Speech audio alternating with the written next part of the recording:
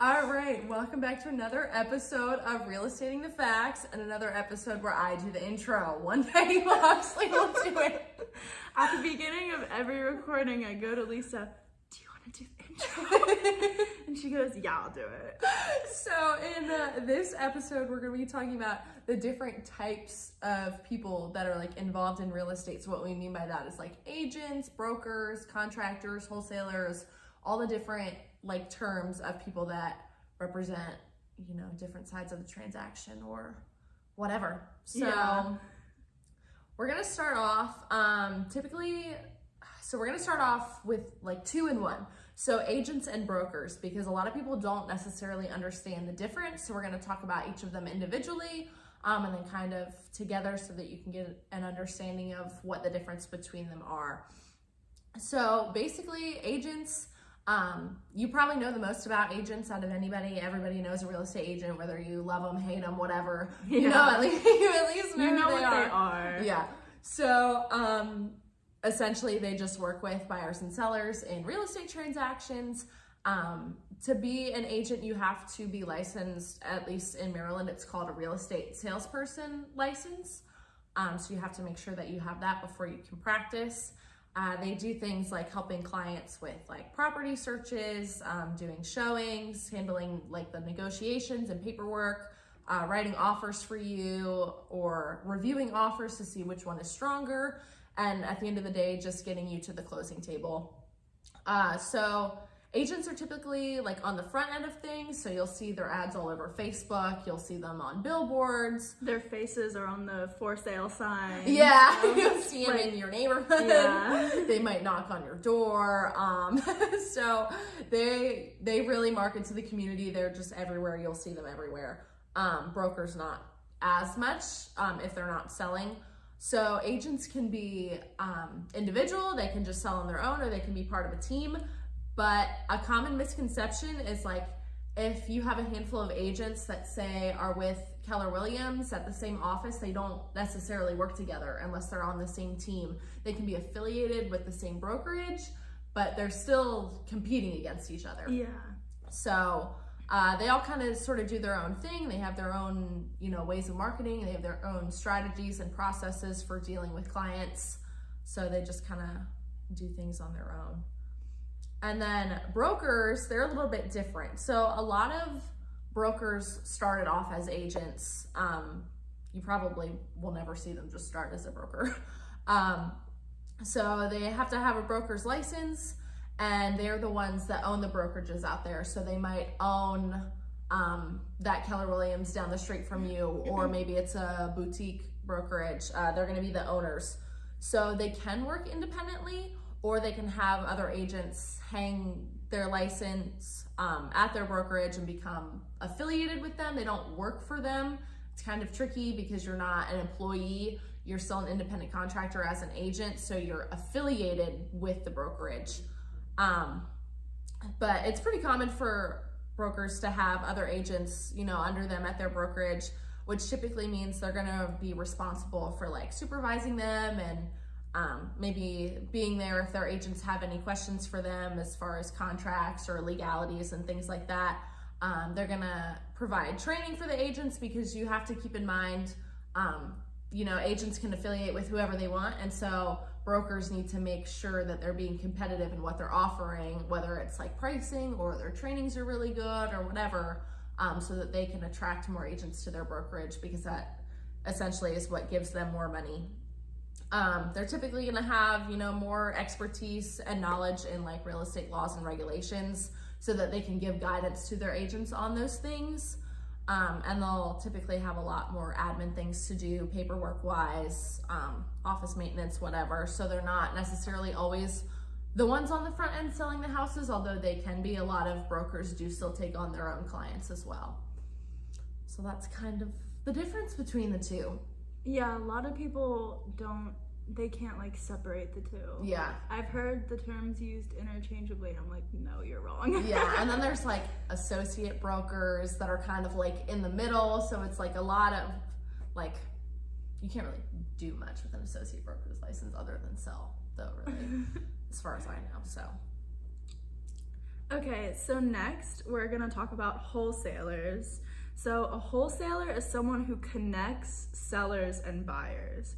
What they basically do is they find properties that are less than their market value, and then they negotiate them more for a discounted price. They then sell the rights to purchase the property to a buyer for a higher price, and they also often charge a fee, and that's how the wholesaler makes their money. So they're kind of like a middleman finding the deals for them. There is some controversy in this method, but I could argue both sides of it. It is very efficient and it is very, very productive, especially if you know what you're doing. But to be a wholesaler, you have to have really, really good negotiation skills, and you have to know the market like the back of your hand. You have to stay on top of trends of buyers and sellers and the network. Like, you need to know what you're doing if you want to be a wholesaler. You need to be in with the investors, because a lot of times you're going to have a list of buyers that you want to send these off-market deals to, because at the end of the day, you can negotiate something, you know, really, really well with somebody who wants to sell, but if you can't bring a buyer, what are you going to do? So next, we're going to talk about just investors.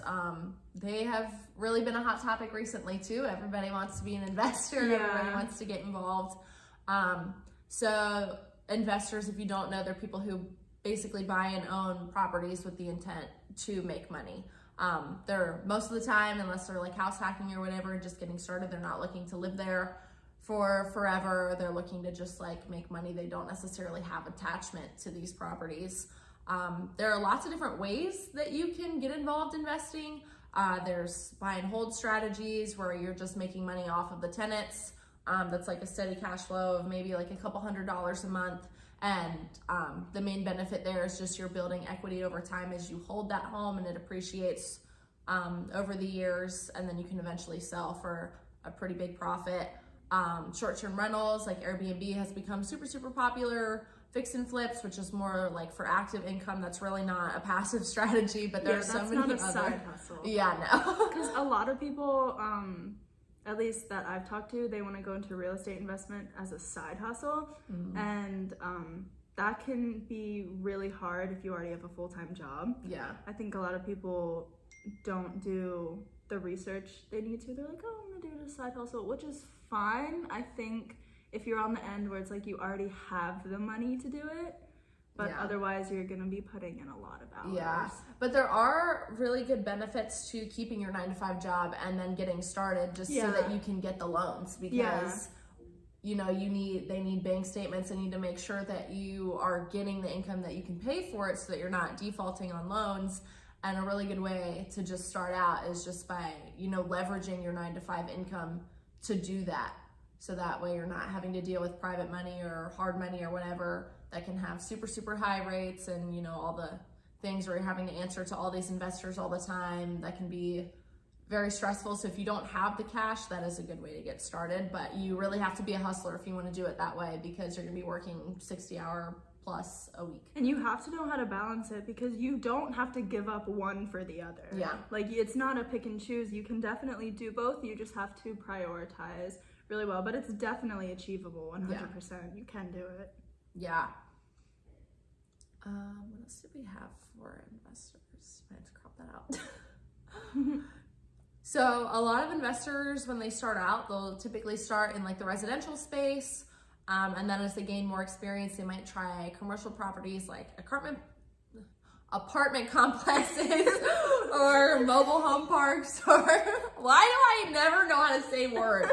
Like, literally ever. Okay. So another thing that's really taken off is like storage units, and just things like that, storage, parking lots, whatever, with like much lower maintenance. So you're not having to deal with tenants or anything like that. So they've become super, super popular. So you don't have to, you know, answer calls at 3 a.m. about a toilet not working or whatever. It's just, you know, a lot more low maintenance. And a lot of real estate agents and brokers will become investors. So if you're looking for a way to sort of get started in the space, sort of get your foot in the door, get to know people in the industry, and, you know, have some mentors that are going to show you how to do it, just getting in the door and becoming an agent is a very good way to get started, I think. Yeah, it's a good way to start, but again, like, you don't have to. Yeah.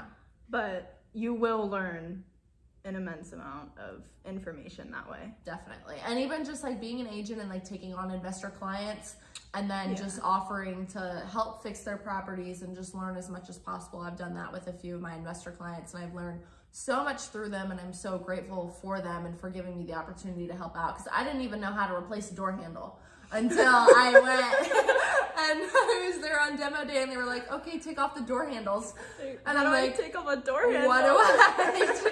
And I was like, do I use this screwdriver? And they're like, no, you need the flat one. And I had no There's idea. different how to types I of was like, screwdrivers? what are you talking about? So it's definitely a good way to get started for sure. Okay, so next we're gonna talk about contractors. A contractor is someone you hire to take responsibility for materials or labor for your job or service. And normally each one will take part in one specific area, like in HVAC, plumbing, etc. In regards to real estate, you'll probably hear the term general contractor be used a lot. A general contractor is someone who already comes with, they already have all the connections or just working for them, all the subcontractors. And in this case, subcontractors will be like the HVAC guy, the painting people, the flooring guy, a plumber, an electrician. Your general contractor will already have all those people lined up for them. So you essentially put them in charge of the project instead of you finding one person for this, one person for this, one person for this. You just find one general contractor, and they come with all those people. Some people prefer getting a general contractor because it's easier for them. They don't have to manage each one individually, while others prefer to hire themselves someone separate for each job and like oversee them individually. Yeah. But it all depends on personal preference, and I think a big thing is like your availability to oversee your own project. Yeah, you're paying for convenience with the general contractor so that you don't have to do coordinate all the details or anything like that. So that's why they can really come in handy. They already have all the subs that you need, so you don't have to worry about that. But you need to make sure you like vetted them really well. Like you're committing to someone who's basically going to oversee your whole project. Right. So you need to make sure they know what they're doing. Definitely.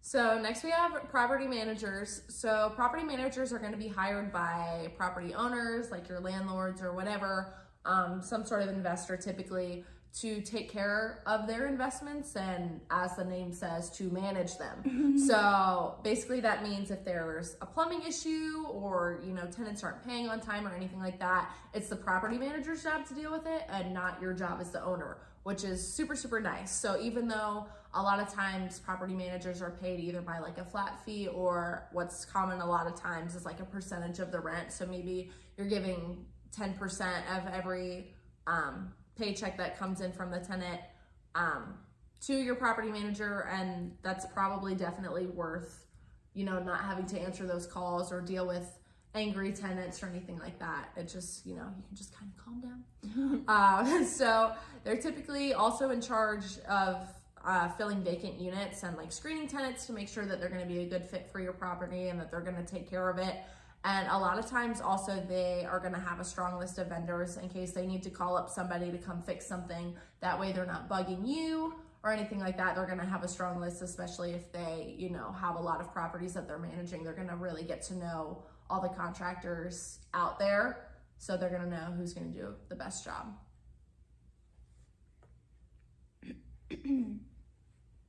So next we're going to talk about lenders, which is pretty self-explanatory.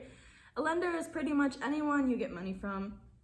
It can be a bank, a private company, a single private investor, or literally even a friend or a relative.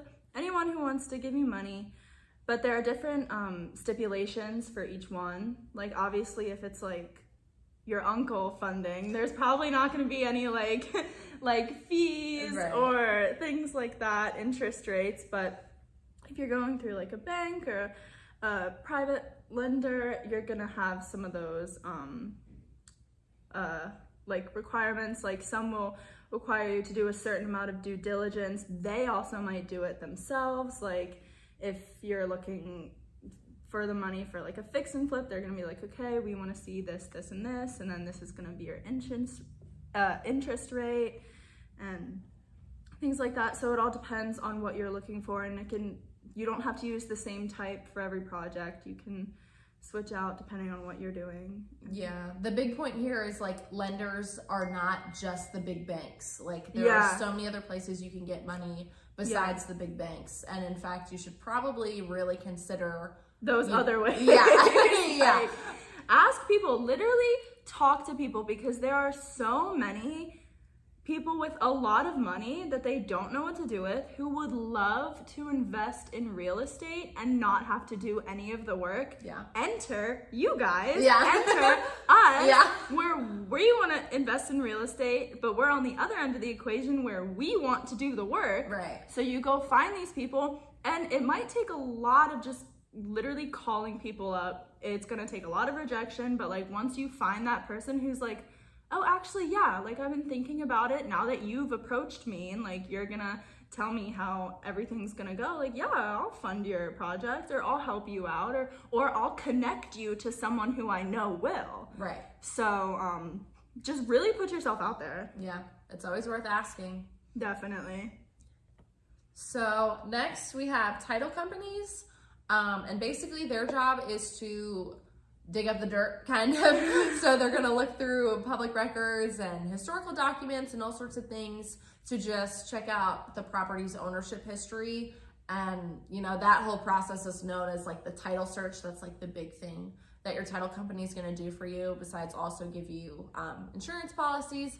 But they're just gonna verify that the property is free of any liens or encumbrances or really any other claims, which by the way, if you don't know what those mean, we did cover them in our previous podcasts, not trying to plug, but also trying to plug, where we define all the complicated words that nobody's ever heard of before. Yes. So they're just gonna check and make sure that nobody else has a claim to your property that you're trying to buy that could affect your ownership rights down the line, because that can obviously cause some really big issues. So with that, they're also gonna offer you title insurance policies, which is meant to protect you as the buyer and also the lenders who financed you, in case anybody is coming after your property and saying, oh wait, I own part of this or whatever, or you owe me money that the previous owner didn't pay or whatever. If there's any issues that the title company doesn't catch right away, you can and should buy an insurance policy for that. Even if you only think you're gonna do a flip and you're like, okay, whatever, I'm gonna be in there for 3 months and then I'm gonna be out,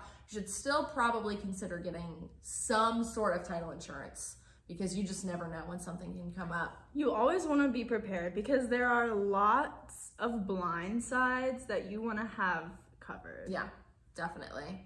And a lot of times they'll also hold the buyer's earnest money deposit. Again, check our defining the terms episodes. There's a couple of them. Check it out. Yeah. And so they do that because in the transaction they're essentially considered like a neutral third party, so they're going to hold the funds that you owe them.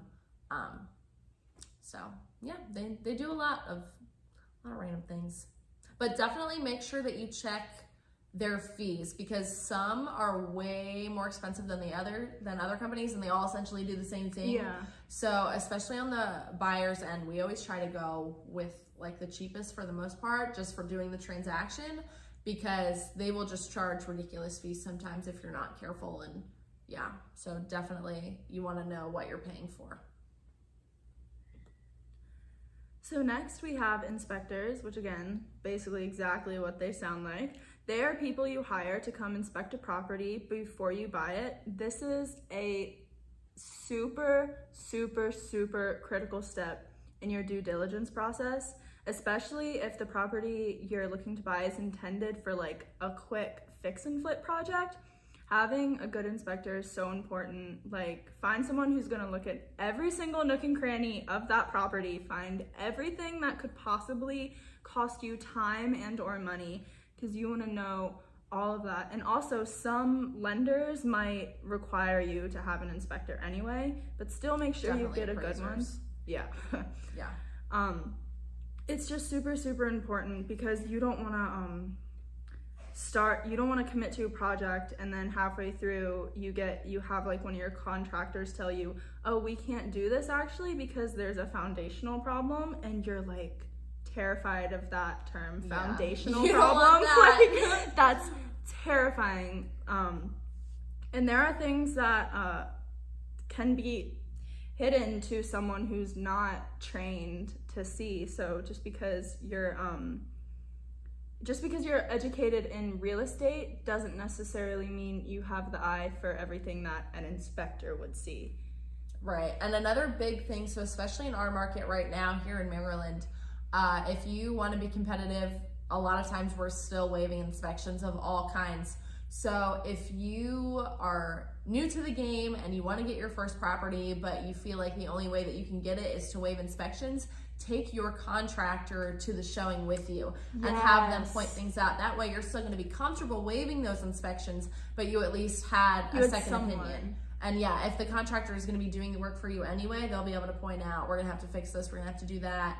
So at least you have a second set of eyes on it in some way, and you can at least feel a little bit more comfortable waiving inspections, because that's a huge thing, you know, especially if you're looking to flip, that you want to, you know, make sure that the property is in halfway decent shape. Yeah, if in that type of situation, it doesn't even have to be someone that like works with or works for you. If a relative or a friend, like if your buddy from high school in the area works in construction, be like, hey, come to this showing with me. Yeah. Like if you're in a position where you're not getting like a formal inspection, bring anybody that knows anything about it, because they might see something that will be a total deal breaker for you and be like, oh my gosh, I'm so glad I had them come. Like, this actually isn't the property for me. Yeah. And there are some things that the seller might not be aware of. It's not always that like, oh, they're trying to hide it from you. They just might not know. It depends on how they ended up with and why, the reason they're selling the property. So yeah, if you can't get a formal inspection, any set of like more experienced eyes can be a game changer for you. Especially in flipping, or even if you're looking to burr, like any sort of strategy where you know you have to fix things, it's already a very stressful thing to do. So any time, like any step in the process where you can find a way to ease your nerves, do it, because you're already taking on a lot of stress, especially in your first deal. So we always definitely recommend having a second set of eyes come out. And then lastly, we have developers. So they're basically involved with, you know, creating new properties that haven't been built yet. And so they a lot of times will go out and acquire land somehow that they know they can build on, but they're going to take into consideration factors like market demand in that area, zoning regulations, you know, how much is an apartment building needed in this space or whatever, and make sure that what they're buying makes sense for them, because at the end of the day, they're gonna wanna find somebody to sell it for profit. So the deal needs to make sense. They'll either use like their own funds or they'll get loans to finance the project, and then work with like real estate agents or maybe marketing teams to eventually promote their property at the end of the day and get it sold. So that wraps up our episode on people in real estate. Maybe it should have a better name, but for now, like that's what it is. It's people in real estate. Like these are terms that like when we first started, I didn't know what a wholesaler was. No, like, I didn't know. And they're fairly new too. Like they kind of came out of nowhere in the last decade or so. So yeah, let us know if there are any other people in real estate that you want us to talk about, because literally, like, we are only scratching the surface with these podcasts, and there's so many other things that we can dive into. So just let us know what you want to hear. Yeah, if you want us to go more in depth on one of them specifically. Yeah, we could do entire podcast episodes on any one of these. Absolutely. There's just so much to cover. So yeah, we're just scratching the surface and giving you the basics. So that wraps up episode 7 of People in Real Estate, and catch us in the next one. Thanks for listening.